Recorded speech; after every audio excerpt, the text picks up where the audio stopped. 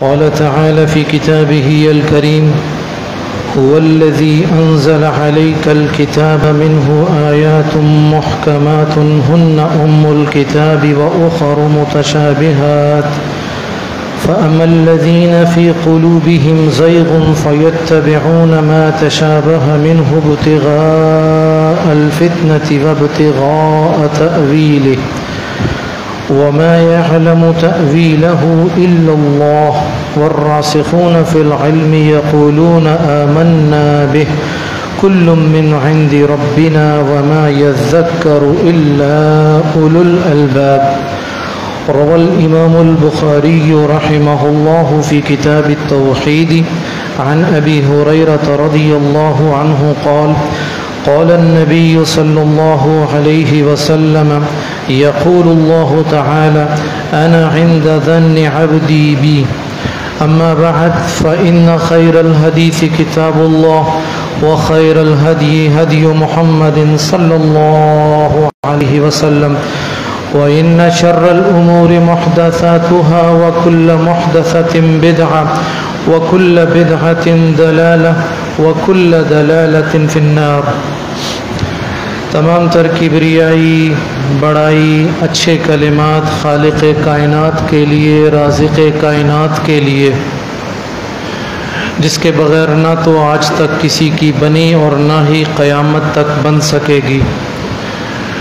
بے شمار سلام رسول اللہ صلی اللہ علیہ وسلم کے وجود مزکہ پر، جنہیں تمام جہانوں کے رب نے تمام جہانوں کے لیے رحمت بنایا، اور وہ تمام صحابہ کرام رضوان اللہ علیہم اجمعین جنہیں اللہ تعالیٰ نے حبیب کائنات محبوب کائنات صلی اللہ علیہ وسلم کی صحبت کے لیے منتخب کیا، رضی اللہ عنہم ورضوا عنہ، اور وہ تمام اولیاء کرام رحمہم اللہ جمیعاً جن کی زندگی قرآن مجید اور حدیث رسول صلی اللہ علیہ وسلم کی فہم حاصل کرنے میں، اس پر عمل کرنے میں اور اسے آگے پہنچانے میں گزری.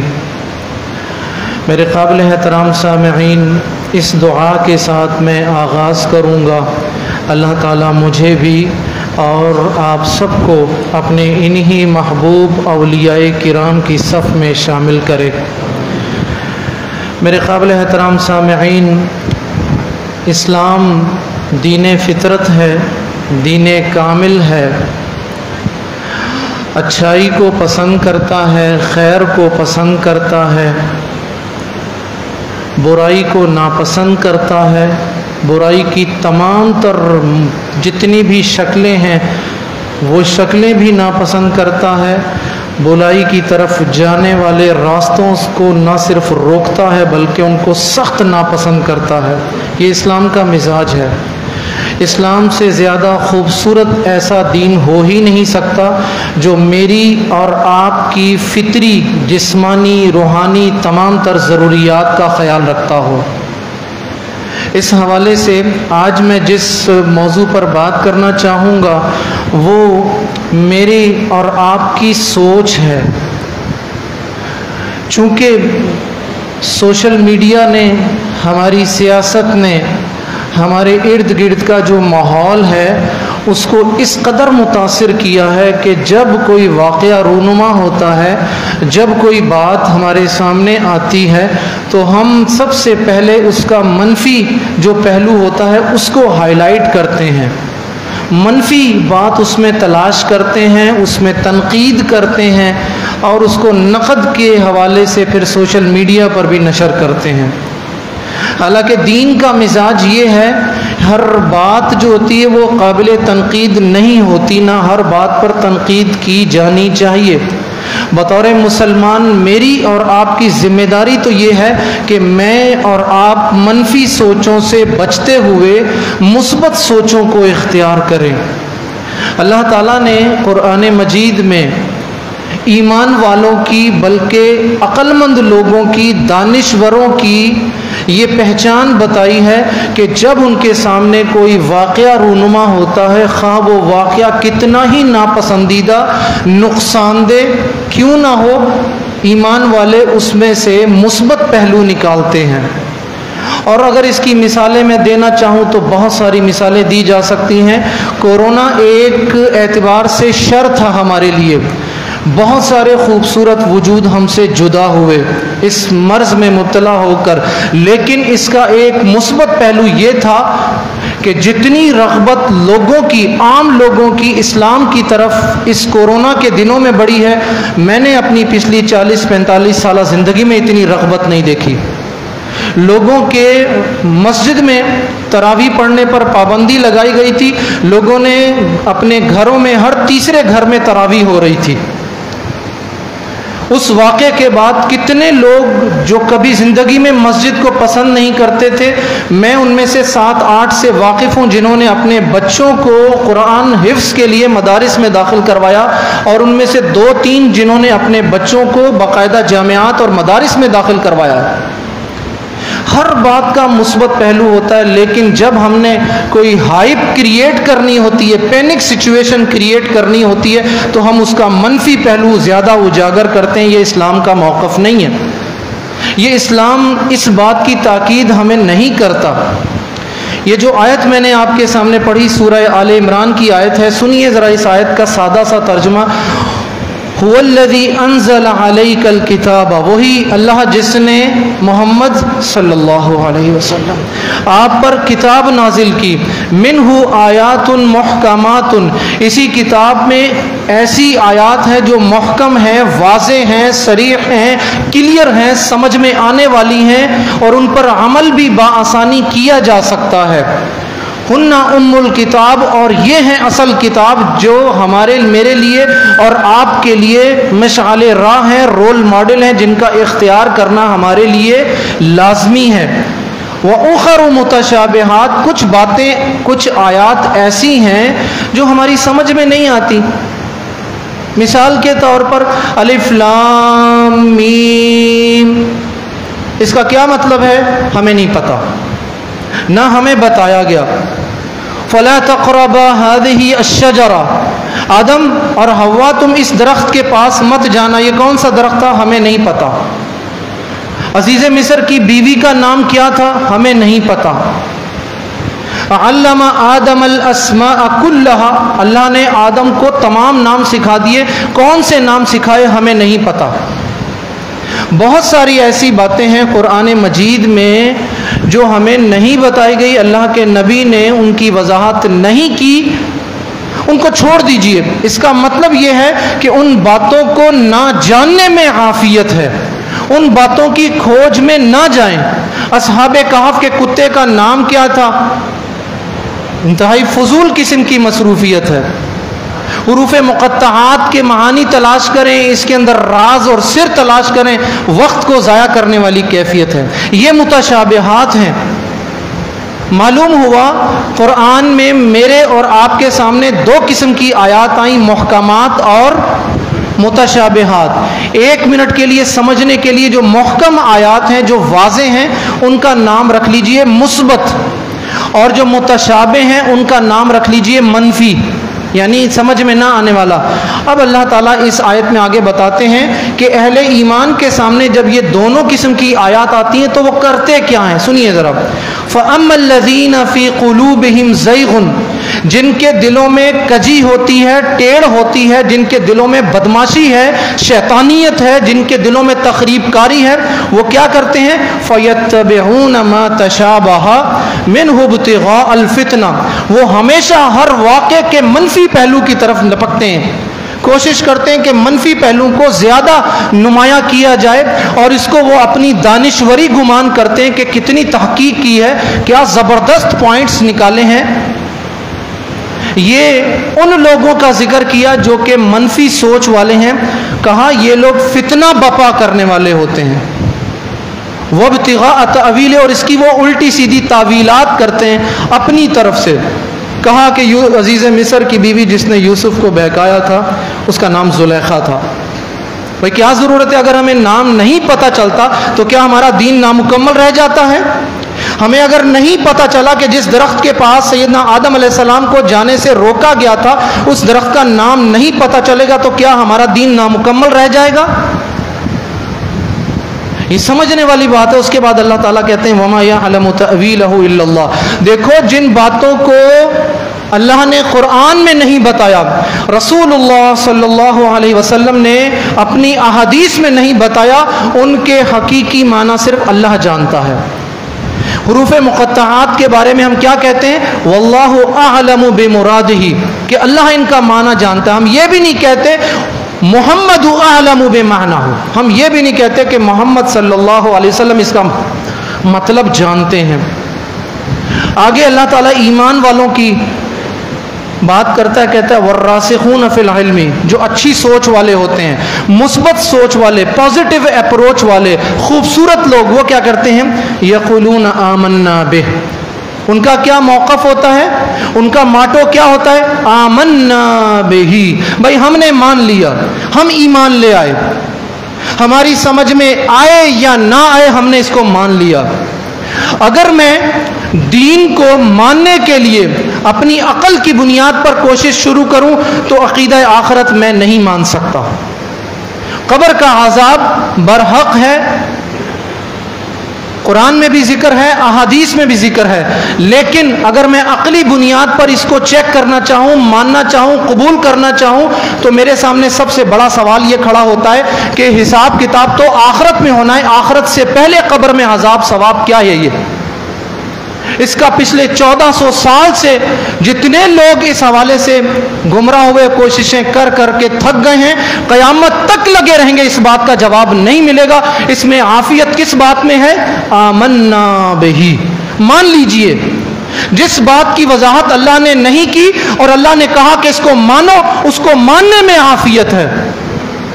اس میں جانچ پڑتال، کھوج میں پڑ جانا، تحقیق کرنا، یہ نقصان دہ ہے، گمراہی کا سبب ہے۔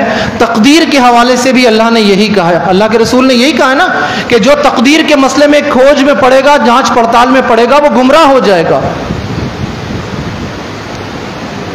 آگے کہتے ہیں کل من عند ربنا، یہ بہت بڑی دلیل ہے اہل ایمان کی۔ کہتے ہیں کہ ہر وہ بات جو ہمیں اللہ کی طرف سے ملی ہم نے مان لی اس کو۔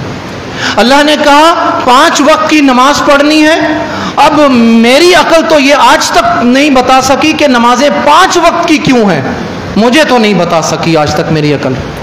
مجھے آج تک یہی نہیں پتا کہ 1 رکعت میں 2 سجدے کیوں ہوتے ہیں، 3 کیوں نہیں ہوتے۔ مجھے تو یہی نہیں پتا کہ جمعے کی نماز میں 2 رکعات کیوں ہوتی ہیں۔ میری عقل مجھے نہیں سمجھا سکی، قیامت تک نہیں مجھے بتا سکے گی۔ میری عافیت کس میں ہے؟ آمنا بہی کل من عند ربنا، ہر وہ بات جو اللہ کی طرف سے ملی، اللہ کے نبی صلی اللہ علیہ وسلم کی طرف سے ملی، اس کو ماننے میں عافیت ہے۔ یہ سب سے بڑی مثبت سوچ ہے، سب سے بڑی مثبت سوچ یہی ہے، اور یہی عقیدہ ہے، یہی توحید ہے۔ منفی سوچ، سب سے بڑی منفی سوچ شرک ہے کہ انسان کی غلامی میں جاتا ہے۔ سب سے بڑی مثبت سوچ کیا ہے کہ بندہ اللہ والا بن جاتا ہے، ربانی بن جاتا ہے، اللہ کو اپنا محبوب بنا لیتا ہے، اور پھر اللہ تعالیٰ اس بندے کو اپنا محبوب بنا لیتے ہیں۔ یہ مثبت سوچ ہے۔ اللہ کے نبی صلی اللہ علیہ وسلم کے ساتھ ہمارے اگر دیکھے جائیں تو بہت سارے واقعات ملتے ہیں ہمیں۔ سیدہ عائشہ جو کہ آپ کی محبوبہ بیوی تھیں، ایک مرتبہ انہوں نے کہا تھا سیدہ صفیہ کو، ٹھنگنی چھوٹے قد والی، اللہ کے نبی صلی اللہ علیہ وسلم کو ان کا یہ لفظ اتنا سخت ناپسند ہوا، آپ نے کہا عائشہ اگر تمہارا یہ لفظ میں سمندر میں ڈال دوں پورا سمندر کڑوا ہو جائے گا۔ اس لیے کہ سیدہ عائشہ رضی اللہ عنہا کی اس لفظ کے پیچھے منفی سوچ تھی، وہی روایتی سوچ جس میں ہم کہہ سکتے ہیں سوک ناپے والی کوئی کیفیت ہو سکتی ہے۔ ابو ذر الغفاری رضی اللہ عنہ نے سیدنا بلال کو کہا تھا یبن سودا، کالی ماں کے بیٹے۔ اللہ کے نبی کو پتہ چلا تھا، اللہ کے نبی نے کہا تھا ابو ذر غفاری ابھی تک جاہلیت کی خوبو گئی نہیں۔ یہ سیدنا ابو ذر غفاری کی یہ سوچ کہ کالی ماں کے بیٹے کہنا اللہ کے نبی کو یہ سخت ناگوار گزرا، اس سے اللہ کے نبی نے روک دیا۔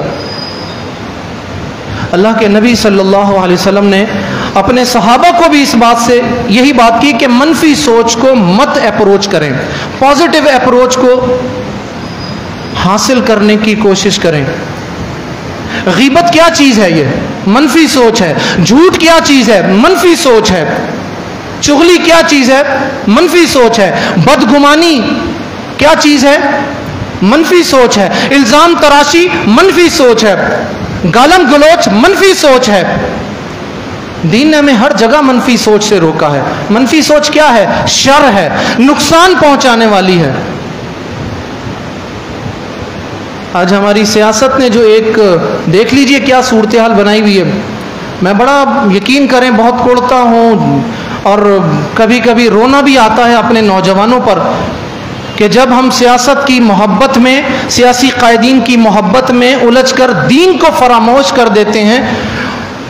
میں سمجھتا ہوں واللہ میں پوری ذمہ داری کے ساتھ یہ بات کہنا چاہتا ہوں، میں اپنے آپ کو بری الذمہ قرار نہیں دیتا، میں کہتا ہوں کہ یہ میری ذمہ داری ہے، یہ میرا قصور ہے کہ میں اپنے نوجوانوں کو وہ بیس نہیں دے سکا، وہ محبت نہیں دے سکا جس کی بنیاد پر وہ ان کے لیے دین سب سے اوپر ہوتا، سیاست نیچے ہوتی۔ آج میں اپنے سیاسی قائدین کی محبت میں کیا کچھ نہیں کر رہا، سوشل میڈیا پر گالم گلوچ، الزام تراشی، تہمتیں، کیا کچھ نہیں کر رہا۔ میرے اور آپ کے محبوب نبی سیدہ عائشہ کو ایک لفظ ٹھگنی کہنے سے روکیں۔ وہ خاتون جو زنا کر کے آئی تھی، جس پر رجم کیا گیا تھا، کسی صحابی نے کہا تھا نا کہ اس پر اللہ کی لعنت ہو۔ اللہ کے نبی صلی اللہ علیہ وسلم نے کیا کہا تھا؟ خبردار یہ بات نہیں کہو، اس کی توبہ اگر اہل مدینہ پر تقسیم کر دی جائے تو پورے مدینے والوں کی مغفرت ہو جائے گی۔ اللہ کے نبی کہاں ایک ایک لمحے پر اپنے ساتھیوں کی تربیت کر رہے ہیں۔ کسی نے کہا کہ اللہ کے نبی ہمارے لیے بھی کوئی ایک ایسی جگہ بنا دے جہاں پر ہم اپنا اسلحہ لٹکایا کریں تاکہ اس اسلحے میں برکت اور ہم جنگیں جیتا کریں۔ اللہ کے نبی صلی اللہ علیہ وسلم نے اس سے بھی روکا، یہ شرک ہے۔ عمر رضی اللہ عنہ نے صلح حدیبیہ کا درخت، جس درخت کے نیچے صلح حدیبیہ ہوئی تھی، اس درخت کو کٹوا دیا تھا کہ لوگ وہاں پر تبرک حاصل کرنے کے لیے جانے لگ گئے تھے۔ یہ منفی سوچ تھی۔ سیدنا عمر فاروق حجر اسود سے کہتے ہیں کہ میں جانتا ہوں انکا حجر، کہ تو پتھر ہے، نہ تو کسی کو نقصان دے سکتا ہے نہ تو کسی کو فائدہ دے سکتا ہے۔ اگر میں نے تجھے نہ دیکھا ہوتا کہ اللہ کے نبی تجھے بوسہ دیتے ہیں تو میں کبھی بھی یہ کام نہ کرتا۔ کتنی مثالیں دی جائیں۔ میرے بھائیوں، میرے قابل احترام سامعین، اللہ تعالیٰ آپ لوگوں کو اپنی عافیت عطا کرے۔ کوشش کیا کریں جو آپ کے سامنے واقعہ آئے، سیاست کا ہو، مذہب کا ہو۔ اور میں آپ کو ایک بات بتاؤں، ہمارے نوجوان ساتھیوں کا ایک طرز عمل بہت ہے، میں یہ بطور خاص اپنے نوجوان ساتھی جو کسی نہ کسی اعتبار سے نظم کے ساتھ جڑے ہوئے ہیں، میں ان کو یہ بات سمجھانا چاہتا ہوں، للہ، اللہ کے لیے، جب آپ کے سامنے کسی کی کوئی خامی آئے، کسی لیڈر کی، کسی بڑی شخصیت کی، تو اس کو نشر مت کیا کریں، یا آپ کی پسندیدہ شخصیت کی کوئی خامی ذکر کرے تو جوابی طور پر پلٹ کر آپ یہ کام نہ کیا کریں، اس کی پسندیدہ شخصیت میں کیڑے نکال کر سوشل میڈیا پر شیئر کرنے والا کام۔ یہ سارے کے سارے رویے منفی رویے ہیں، دین اس کو پسند نہیں کرتا۔ اختلاف رائے کہاں نہیں ہوتا، ایک حقیقت ہے۔ اختلاف رائے ہماری زندگی کا ایک لازمی جزو ہے۔ عہد رسالت میں اختلاف ہوا، اللہ کے نبی نے پوچھا تھا صلی اللہ علیہ وسلم، جنگ شہر کے اندر لڑنی ہے یا باہر؟ بزرگ صحابہ نے کہا تھا شہر کے اندر، نوجوان صحابہ نے کیا کہا تھا؟ شہر کے باہر۔ غزوہ احد کی بات کر رہا ہوں۔ پھر کہاں لڑی گئی تھی؟ شہر سے باہر۔ یہ اختلاف تھا یا نہیں تھا؟ غزوہ بدر میں اللہ کے نبی صلی اللہ علیہ وسلم ایک جگہ جا کر پڑاؤ ڈالتے ہیں، ایک صحابی آتے ہیں اللہ کے نبی کے پاس، کہتے ہیں کہ یہ اللہ کا حکم ہے یا آپ کی رائے ہے؟ کہا یہ میری رائے۔ کہا اللہ کے نبی یہ جگہ ٹھیک نہیں ہے، چشمے کے پاس پڑاؤ ڈالیں، کفار کی سپلائی لائن کاٹ دیں، اس صحابی نے اللہ کے نبی کی رائے کے ساتھ اختلاف کیا تھا یا نہیں کیا تھا؟ صحابہ کے مابین موجود تھا. کہا کہ عصر کی نماز بنو قریظہ میں جا کر پڑھنی ہے. آدھے لوگوں نے راستے میں پڑھی تھی، آدھے لوگوں نے جا کے بنو قریظہ میں پڑھی تھی. یہ صحابہ کے مابین اختلاف تھا یا نہیں تھا؟ آج بھی یہ فقہ میں ہمارے پاس یہ مسئلے پڑھائے جاتے ہیں. اگر آپ میں سے کوئی مدارس کا طالب علم ہے تو اونٹ کا گوشت کھانے سے وضو ٹوٹتا ہے یا نہیں ٹوٹتا، یہ اختلاف آج بھی موجود ہے. اور یہ صحابہ کے مابین اختلاف موجود تھا. آگ پر پکی ہوئی چیز کھانے سے روزہ وضو ٹوٹتا ہے نہیں ٹوٹتا، یہ صحابہ کے مابین اختلاف تھا. ایک صحابی کہتے ہیں کہ معراج کی رات اللہ کے نبی نے اللہ کو دیکھا. سیدہ عائشہ کہتی ہیں کذاب، یہ سب سے بڑا جھوٹ ہے، اللہ کے نبی نے نہیں دیکھا تھا. کیا یہ اختلاف نہیں تھا؟ اللہ کے نبی صلی اللہ علیہ وسلم کی وفات کے بعد جب اسامہ رضی اللہ عنہ کا لشکر روانہ کرنا تھا، سیدنا عمر فاروق 1، عبد الرحمن بن عوف 2، سیدنا طلحہ 3، سیدنا زبیر 4، سیدنا علی 5، یہ 5 بندے جو عشرہ مبشرہ میں سے ہیں، یہ منع کر رہے تھے ابو بکر اس لشکر کو مت بھیجیں. اور ابو بکر کہہ رہے تھے کہ مدینے میں ایک بندہ بھی باقی نہ رہا، جس لشکر کو میرے نبی نے تیار کیا تھا اس کو میں بھیج کر رہوں گا. یہ اختلاف تھا یا نہیں تھا؟ یقین کریں میں اختلافات کی اگر مثالیں شروع کروں تو سینکڑوں مثالیں ذکر کروں، لیکن بتانا یہ چاہتا ہوں محمد الرسول اللہ والذین معہ اشداء علی الکفار رحماء بینہم. اللہ نے ان لوگوں کا ذکر کیا کہ یہ لوگ آپس میں تمام تر اختلافات کے باوجود ایک دوسرے سے محبت کرتے تھے، ایک دوسرے پر جان نچھاور کرتے تھے. یہ خالی خولی باتیں نہیں ہیں، عملاً ایسا ہوا. سیدنا علی اور سیدنا معاویہ رضی اللہ عنہما کے مابین سیاسی اختلاف تھا یا نہیں تھا؟ لیکن دونوں کی محبتیں اپنی مثال آپ ہیں. جس دن سیدنا علی کی شہادت ہوتی ہے، سیدنا معاویہ اس دن روتے ہیں. پوچھا تھا بیوی نے کیا ہوا؟ کہا آج دنیا کا سب سے بڑا عالم رخصت ہو گیا. آج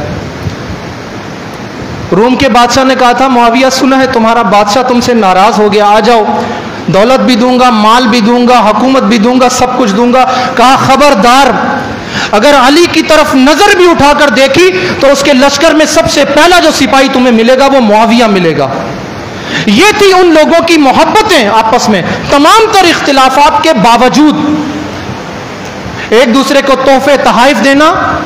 اور میں آپ کو مزید کیا بتاؤں، سب سے بڑی مثال جائیے تاریخ میں پڑھیے، واقعہ کربلا سے بڑا کوئی واقعہ نہیں ہوا جس نے ہمیں تقسیم کر کے رکھا ہو. واقعہ کربلا کے بعد بنو امیہ میں اور بنو ہاشم کی آپس میں تقریباً 70 کے قریب رشتہ داریاں ہیں. 70 رشتہ داریاں سیدنا حسین رضی اللہ عنہ کی اولاد کے اور یزید کی اولاد اور اس کے خانوادے کے ساتھ 70 رشتہ داریاں ملتی ہیں سیدنا معاویہ کے ساتھ. ان لوگوں کی تربیت ہوئی تھی اللہ کے نبی نے کی تھی. ہم ایسے نہیں کہہ سکتے اس غالی رافضی کی طرح جس نے یہ کہا تھا نعوذ باللہ کہ محمد صلی اللہ علیہ وسلم نعوذ باللہ استغفر اللہ من ذالک اپنے مشن میں ناکام ہو گئے تھے. ہم یہ نہیں کہتے، ہم تو یہ کہتے ہیں کہ اللہ کے نبی صلی اللہ علیہ وسلم نے ہمیں اس عالم میں چھوڑا تھا لیلھا کنہارھا کہ ہماری راتیں بھی ہمارے دن کی طرح روشن ہیں. ہمارا نبی صلی اللہ علیہ وسلم تو ہمیں ایک چھوٹا مسئلہ بھی بتا کر گیا ہے. یہ مثبت سوچ والے جو معاملات ہیں ان کو اختیار کرنے کی کوشش کیجیے. آپ کے سامنے کوئی ایشو آئے، کتنا ہی بڑا وہ تکلیف دہ واقعہ حادثہ کیوں نہ ہو، میرے قابل احترام سامعین آپ اس بات کو سوچیے کہ اس کا مثبت پہلو کیا ہے. آپ سوچیے اس بات کو. ہر بات کا کوئی بھی واقعہ ہو، میں چونکہ استاد ہوں، پڑھاتا ہوں، میرے سامنے بہت سارے ایشوز ایسے آتے رہتے ہیں، اپنے اسٹوڈنٹس کے بھی بہت سارے. آپ یقین کریں کہ بسا اوقات لڑائی جھگڑوں میں خیر کے پہلو نکل آتے ہیں. لڑائی جھگڑوں میں اس میں خیر کے پہلو نکلتے ہیں. میرا موضوع سیاست نہیں ہے، اگرنہ میں آپ کو اس وقت موجودہ سیاست کے جو معاملات ہیں اس میں سے خیر کے پہلو نکال کے دکھاتا آپ کو. اگر کسی ناگوار واقعہ، تکلیف دہ حادثے میں آپ کو اس کی توجیہ، اس کا فائدہ، اس کا خیر کا پہلو سمجھ میں نہیں آتا تو آپ ایک موقف بنائیے، آمنا بہ کل من عند ربنا. یقین کیجئے میں نے اپنی زندگی میں جب سے اس اصول کو اپنایا ہے میں بہت سکھی ہوں. بہت ساری باتیں سمجھ میں نہیں آتی، محدود معلومات ہیں، آپس میں اختلافات والے ایشوز جو ہیں نہیں سمجھ میں آتی، اللہ کے سپرد کر دیتا ہوں. گھریلو زندگی میں، میرڈ لائف میں، رشتہ داروں کے ساتھ صلہ رحمی مثبت سوچ ہے، قطع رحمی منفی سوچ ہے. قطع رحمی کے پیچھے کیا ہے؟ کاٹنا، نفرت ہے. صلہ رحمی کے پیچھے کیا ہے؟ یؤثرون علی انفسہم ولو کان بہم خصاصہ. صلہ رحمی کے پیچھے اپنا دل جو ہے قربان کرنے والی بات ہے. اچھے سلوک کے جواب میں اچھا سلوک، یہ صلہ رحمی نہیں. اللہ کے نبی نے کیا کہا تھا صلی اللہ علیہ وسلم؟ قطع رحمی کے جواب میں، قطع رحمی کے جواب میں صلہ رحمی کرو، یعنی برے سلوک کے جواب میں اچھا سلوک کرو، یہ ہے صلہ رحمی. اب مجھے بتائیے یہ کیسے کیا جا سکتا ہے؟ آئیے میں آپ کو سب سے بڑی بات بتاتا ہوں. یہ ساری باتیں تو بالکل اپنی جگہ پر، میں اور آپ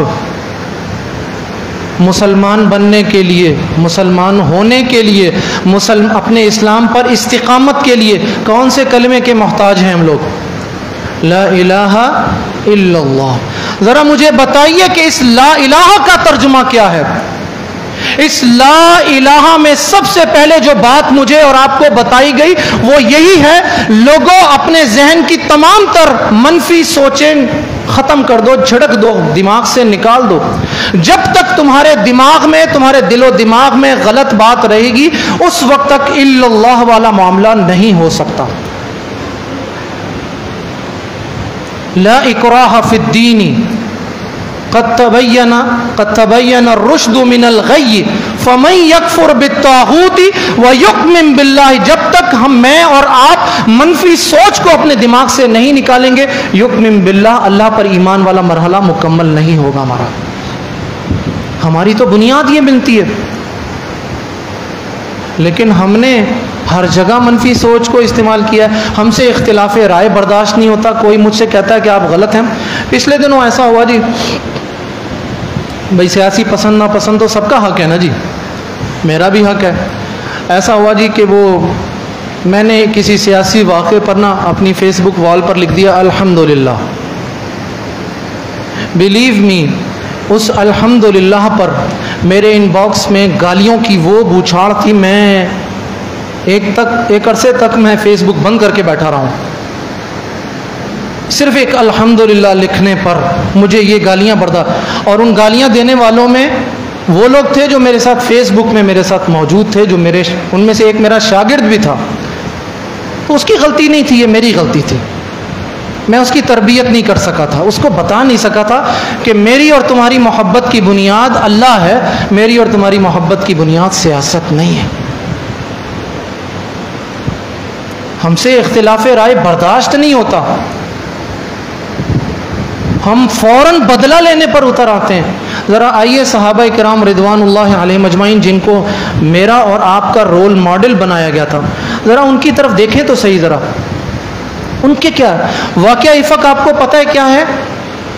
واقعہ افق جس پر سیدہ عائشہ رضی اللہ عنہا پر تہمت لگائی گئی تھی منافقین کی طرف سے، اس کے بارے میں حسان بن ثابت وہ بھی اور دیگر بھی ایک ہمیں صحابیہ ملتی ہیں، ان کا قول تھا یہ والا کہ بھائی ما علمت الا خیرا. یہ صحیح بخاری کے الفاظ ہیں کہ میں تو ان کے بارے میں خیر کے علاوہ کچھ جانتی نہیں ہوں. ایک مسلمان کے بارے میں یہ حسن ظن رکھنا یہ اچھی سوچ ہے، مثبت سوچ ہے. ہم نے تو کمال نہیں کر دیا. سیدہ زینب کہتی ہیں رضی اللہ عنہا، کہتی ہیں کہ بھائی مجھے میری آج تک جتنی ان کے ساتھ صحبت رہی ہے، کہتی ہیں واللہ ما علمت الا خیرا. یہ مثبت سوچ ہے. ابھی ان کو اس واقعے کا نہیں پتا، لیکن وہ حسن ظن کی بنیاد پر کیا کہتی ہیں کہ میں تو ان کے بارے میں خیر ہی جانتی ہے۔ اور اللہ نے بھی کہا قرآن میں سورہ نور میں کہ تم نے جب یہ واقعہ سنا تھا تو سنتے ساتھ ہی تم نے اپنے بارے میں اچھا گمان کیوں نہیں کیا تھا؟ ذرا دیکھیے گا، قرآن نے یہ نہیں کہا کہ جب تم نے یہ تہمت سنی تھی تو تم نے ان کے سید عائشہ کے بارے میں اچھا گمان کیوں نہیں کیا، یہ نہیں کہا۔ اللہ نے کیا کہا کہ جب تم نے یہ تہمت والا واقعہ سنا تو تم نے اپنے بارے میں اچھا گمان کیوں نہیں کیا۔ گویا کہ اللہ یہ بتانا چاہتے ہیں کہ جس طرح کا اچھا گمان تم اپنے بارے میں کرتے ہو ہر حال میں، ایسا ہی گمان تمہیں سیدہ عائشہ کے بارے میں کرنا چاہیے تھا۔ ہمارے پاس تو آج چھوٹی سی بات آتی ہے بے بنیاد، ہم اس کو کنفرم بھی نہیں کرتے۔ ہمیں تو قرآن نے کہا ان جاءکم فاسق بنبأ فتبینوا، کہ بھائی تمہارے پاس جو خبر پہنچے اس کو کنفرم کرو پھر نشر کرو۔ ذرا مجھے بتائیے کہ فیس بک میں جتنی خبریں ہم لوگ شیئر کا بٹن دباتے ہیں، کتنی خبریں ایسی ہیں جو ہم کنفرم کر کے شیئر کرتے ہیں؟ کتنی ایسی خبریں ہیں؟ ہمارے پاس کنفرم کرنے کے ذرائع نہیں ہیں۔ میں تو یہ دیکھتا ہوں کہ جو میری پارٹی کے حق میں ہے بس وہی سچ ہے، اور اس کو میں کلک کر کے شیئر کر دیتا ہوں۔ یہ شر ہے، یہ بدگمانی ہے، اسی سے اسلام نے روکا ہے مجھے اور آپ کو۔ صراحت کے ساتھ ایک سے زائد مقامات پر ہمیں یہ چیز ملتی ہے۔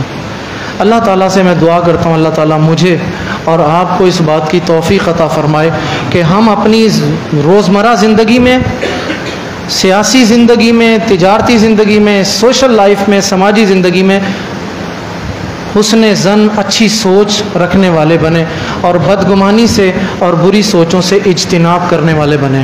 بارک اللہ لی ولکم ولسائر المسلمین فاستغفروہ انہ هو الغفور الرحیم۔